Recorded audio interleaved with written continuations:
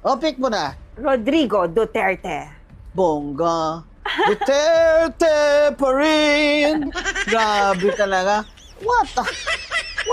Kahit anong masabi nyo sa kanya, ayaw nyo sa kanya, this man, Rodrigo Duterte, has a charisma that is unparalleled. Pero ang charisma niya sa masa, hindi sa elite. Opo. I think he came at a time when the Filipinos were so tired of elitist politicians. Also, that we've never had a president from Mindanao in a long time. Because Rojas was from the Visayas, right? Osmeña was also from the Visayas. So, ang feeling ng mga tao na Mindanao's left out, I think up to now, they still feel that way. Pero si Rodrigo Duterte, makita mo fatalistic itong tao. If there's one word I can say about Digong, we were mayor together.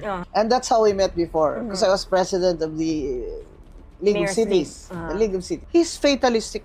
Nung nandun siya na sa Villamor, no, he was really trying to compose himself.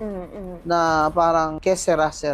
And if this is gonna happen, I'm gonna do this with dignity. Fatalistic siya. Which, pag fatalistic ang tao, you cannot do him a lot of harm. You know, emotionally and all that. Kasi, he knows his fate. Ma'am, tingin niyo mapapauwi pa po siya? I don't think so. Kailangan talagang tapusin yung kaso. Oo, hindi yung motion nila na ma-house arrest siya. I don't think that will be granted. But, again, Filipino politics God forbid, pag namatay si Digong, President Digong sa Hague, panalo na si Sara. Pag nakauwi naman, panalo din si Sara.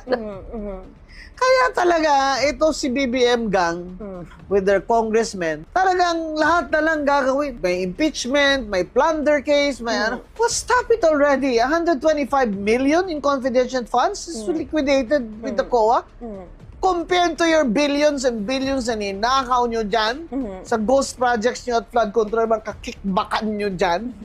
Diyos ko, parang tumigil na nga kayo. Yun na message ko sa mga congressman na ito.